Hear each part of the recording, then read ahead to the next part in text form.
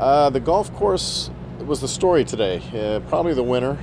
It was amazing. I mean, I know the calendar says August, but it felt like June, and more importantly, it sounded like June. This is the kind of stuff where the guys that are leading, which is Robert Karlsson and G. Milka Singh, feel like they just went 15 rounds, and then you get just about everyone else who wonders what in the world's going on out there. Maybe the most interesting comment was Paul Guido saying if Reece Jones had to redo a Scrabble, he'd take the vowels away. There's a lot of people that are kind of disappointed. I mean, they're used to coming to the PGA Championship in the last couple of years. This is the major where you make birdies, where they're scoring, where there's a little bit of excitement, and they just felt like they were pulling their teeth out there today.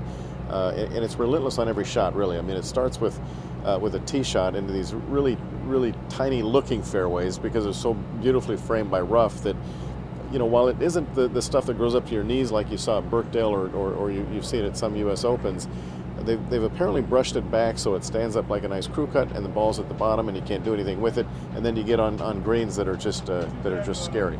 And so there's no let up from start to finish. You've got to keep your wits about yourself for 5 hours and even more with the rain delay, and everyone feels like they pretty well took a beating from the illustrious monster. And Retief Goosen, certainly a guy who took a beating. I mean, he was atop the leaderboard.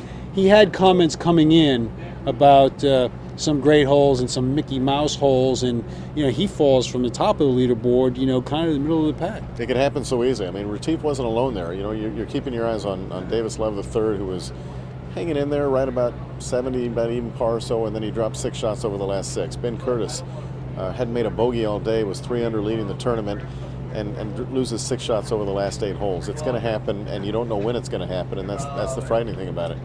Yeah, Vijay Singh didn't start very well today, and I think more was expected of him coming off the victory at Firestone. A lot of the guys are still in there. Jim Furyk at 71, I think, was happy. Ernie Els made a kind of a silly double bogey, but held it together and played his last 4 holes at 1 under par. He's at 71. Mickelson's at 70. Those are the guys you got to look at. Karlsson, I know he's had top 10s in all the majors this year, and he's the only guy to do it. But he kind of backdoored those top 10s. I don't know that he's been seriously tested as much on the weekend. So really, you have to look at anyone at 74 being right there. I mean, and not 74 because, gee, you're 4 over in the leads tour. You got only 6 shots you got to make up. I think you want to just keep your score right around even 1 over, even 2 over. Don't get too far away from that. And I think by the time we get to the weekend, things are going to start backpedaling in a hurry, just like we used to see at the United States Open.